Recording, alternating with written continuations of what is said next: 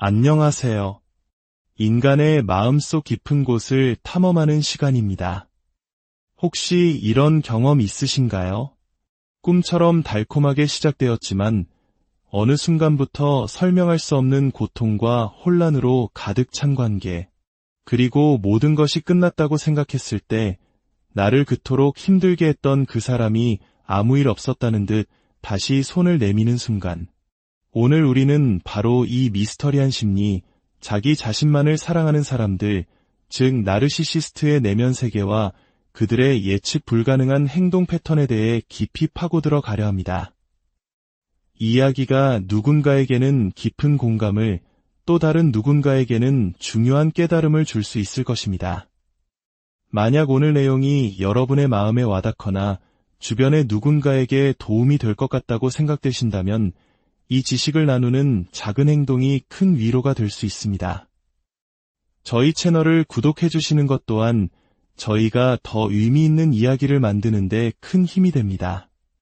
자, 그럼 이제 시작하겠습니다. 나르시시스트는 왜 자신을 떠난 혹은 자신이 가차없이 버렸던 사람에게 다시 돌아오는 걸까요?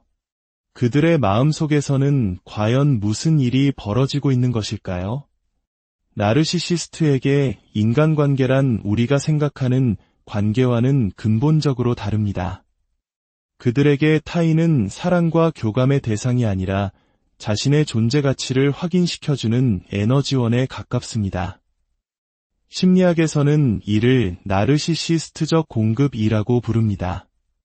칭찬, 찬사, 존경과 같은 긍정적인 관심은 물론이고 심지어 분노, 미움, 공격과 같은 부정적인 관심조차도 그들에게는 자신이 여전히 상대방에게 강력한 영향력을 미치고 있다는 증거가 되기에 훌륭한 공급원이 됩니다. 그들은 한 번 관계를 맺었던 사람들을 결코 완전히 잊지 않습니다. 마치 거대한 창고에 물건을 쌓아두듯 과거의 연인이나 파트너들을 자신의 정신적 창고에 예비 부품처럼 보관해둡니다.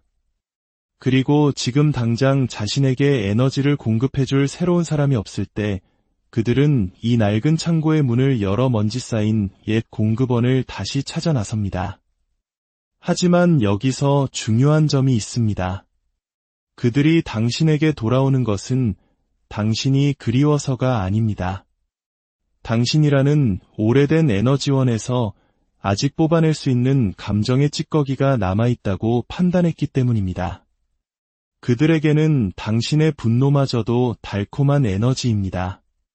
당신이 그들에게 소리를 지르고 비난하는 순간조차 그들은 이 사람은 아직도 나를 이렇게나 신경 쓰는구나라며 자신의 존재감을 확인하고 만족감을 느낍니다. 그들이 버렸던 당신에게 다시 연락하기까지 그들의 내면에서는 아주 기이하고 복잡한 자기 합리화 과정이 일어납니다. 당신을 버릴 당시 나르시시스트는 당신을 철저히 평가절하했습니다. 저 사람은 질이 낮아, 결함이 너무 많아, 나에게 상처만 주는 사람이야와 같이 당신을 부족하고 열등한 존재로 규정하며 이별을 정당화했습니다. 그래야만 전지전능한 자신은 아무런 손실도 입지 않았다고 스스로를 속일 수 있기 때문입니다. 그런데 이제 와서 그런 하자 있는 제품에게 다시 손을 벌려야 하는 상황이 온 것입니다. 자신의 과오를 인정할 수 없는 나르시시스트는 여기서 놀라운 이야기 재창조 능력을 발휘합니다. 과거의 평가절하와 현재의 재접근이라는 모순된 두 가지 상황을 모두 설명할 수 있는 새로운 서사를 만들어내는 것이죠. 예를 들어 헤어질 때는 그녀는 나를 학대했기 때문에 떠날 수밖에 없었어 라고 말했던 나르시시스트가 다시 당신에게 접근할 때는 이렇게 말합니다. 그녀가 나에게 상처를 주긴 했지만 다 좋은 의도였을 거야. 어떤 행동을 했든 그 마음속에는 나를 위한 최선의 생각이 있었겠지. 또 다른 예로 이별 당시에는 나는 지적으로 매우 뛰어난 사람이라 저렇게 어리석은 여자와는 관계를 유지할 수 없어 라고 말했지만 다시 연락할 때는 이렇게 말합니다. 그녀가 순진하고 세상을 잘 모르는 면이 있지만 그게 오히려 그녀를 더 순수하고 진실되게 만들어 이처럼 그들은 자신의 완벽함에 흠집을 내지 않기 위해 과거의 비난을 교묘하게 포장하여 당신을 다시 이상적인 존재로 재이상화합니다. 만약 당신이 바로 그 오래된 공급원이라면 그가 다시 나타났을 때의 흥분이나 설렘을 경계해야 합니다. 그의 갑작스러운 접근이 매력적으로 느껴지거나 어쩌면 성적인 끌림을 유발할 수도 있습니다. 하지만 그 감정들을 극복하고 그를 철저히 무시하는 것이 중요합니다. 그의 연락에 어떤 식으로든 반응하지 마세요. 그가 말을 걸면 침묵으로 답하고 전화가 오면 예에 바르게 듣다가 그럼 이만 하고 끊어버리세요. 그가 보낸 선물은 뜯지도 말고 돌려보내십시오. 나르시시스트가 가장 견디지 못하는 것은 바로 무관심입니다. 무관심은 그들의 존재 자체를 부정하는 가장 강력한 무기이며 그 어떤 부정적인 관심보다도 치명적인 상처를 입힙니다. 나르시시스트를 낭만적으로 바라보는 실수를 해서는 안 됩니다. 그들의 후회와 반성은 언제나 공급원을 잃을지도 모른다는 두려움과 연결되어 있을 뿐 진정한 감정이 아닙니다. 그들에게 적이란 존재하지 않습니다. 오직 공급원이 있을 뿐입니다. 적대감조차도 관심의 한 형태이기에 적마저도 그들에게는 소중한 에너지 공급원이 됩니다. 만약 그가 여전히 당신의 마음속에 미움이든 두려움이든 어떤 감정의 파동이라도 일으킬 수 있다면 당신은 영원히 그의 공급원으로 남게 될 것입니다. 이 모든 관계의 시작점으로 돌아가 봅시다. 나르시시스트가 잠재적인 공급원, 즉 새로운 파트너를 발견하면 그는 상대방의 스냅샷을 찍습니다. 상대방의 모습을 사진 찍듯 자신의 내면에 저장하고 그 이미지를 완벽하게 이상화합니다. 마치 포토샵으로 잡티를 지우고 가장 아름다운 모습으로 보정하듯이 말이죠. 이것이 바로 관계 초기에 나타나는 러브바밍 단계의 본질입니다. 그 후 관계가 진행되는 내내 그는 당신이라는 실제 인물이 아닌 자신이 만들어낸 그 완벽한 스냅샷과 관계를 맺습니다. 그리고 당신에게 끊임없이 그 이상적인 이미지에 부합하도록 강요하고 압박하고 때로는 협박합니다. 만약 당신이 그 틀에서 조금이라도 벗어나면 그는 가차없이 당신을 벌합니다. 하지만 살아있는 인간인 당신은 변하고 성장하며 그 정적인 스냅샷과 점차 달라질 수밖에 없습니다. 이 차이가 벌어지기 시작하면 나르시시스트는 당신을 평가절하하기 시작합니다. 이는 이상화 과정을 영화 필름 되감듯 거꾸로 돌리는 것과 같습니다. 당신을 완벽한 존재로 만들기 위해 압박했던 것처럼 이제는 당신을 결함있고 문제 있는 존재로 만들기 위해 압박합니다. 당신이 정말로 자신을 배신하고 상처 주는 행동을 하도록 교묘하게 유도하여 거봐, 내 생각이 맞았어라며 자신의 부정적인 평가를 확인하려 합니다. 이 지독한 사이클의 끝에서 그는 당신을 폐기합니다.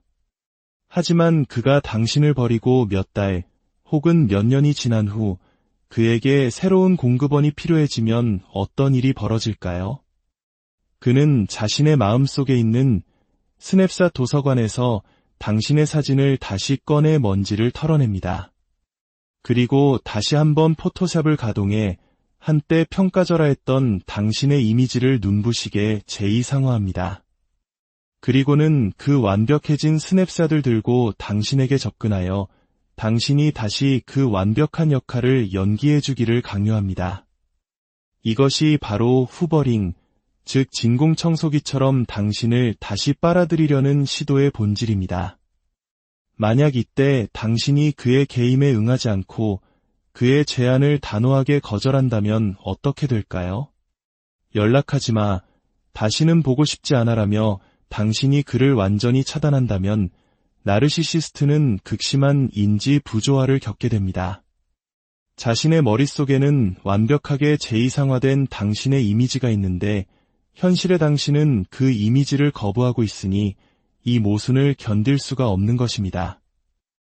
이 고통스러운 불안감을 해소하기 위해 그가 선택하는 방법은 역시나 현실 재창조입니다.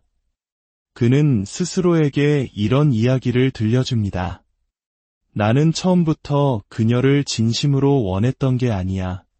단지 그녀에게 두 번째 기회를 주려고 했던 것뿐이지. 역시나 내 예상대로 그녀는 그 기회를 걷어차버렸어. 그러니 이제 그녀를 버리는 건 바로 나야. 결국 당신이 그를 거절한 것이 아니라 그가 당신의 어리석음을 확인하고 최종적으로 당신을 버렸다는 서사로 모든 것을 뒤바꿔버립니다. 이를 통해 그는 자신의 내면 세계의 질서를 지키고 훼손된 자존감을 보호합니다. 당신이 떠나든 그가 당신을 버리든 관계가 어떻게 끝나든 당신은 그의 마음속에 내적 대상으로 영원히 살아남습니다. 그의 삶이 끝나는 순간까지 그의 정신은 수많은 사람들의 이상화되거나 평가절하된 스냅샷들로 가득 찬 거대한 도서관과 같을 것입니다. 그는 결코 당신을 진정으로 놓아주지 않습니다. 외부의 실제 당신과의 관계는 끝났을지 몰라도 그의 머릿속에서는 당신의 이미지와의 관계가 영원히 계속되기 때문입니다. 이것이 나르시시스트와의 관계가 그토록 고통스럽고 벗어나기 힘든 이유입니다. 그들의 행동은 사랑이나 미움 같은 진실한 감정의 표현이 아니라 텅 빈 자기 자신을 채우기 위한 끝없는 연극에 불과합니다. 이 패턴을 이해하는 것은 그 지독한 연극의 무대에서 내려와 당신 자신의 삶을 되찾는 첫걸음이 될 것입니다. 인간 마음의 복잡한 풍경 속에서 어떤 이야기는 연결의 기쁨을, 또 어떤 이야기는 공허함에 대한 경고를 우리에게 들려줍니다. 오늘 이야기가 여러분께 새로운 시각을 선물했기를 바랍니다.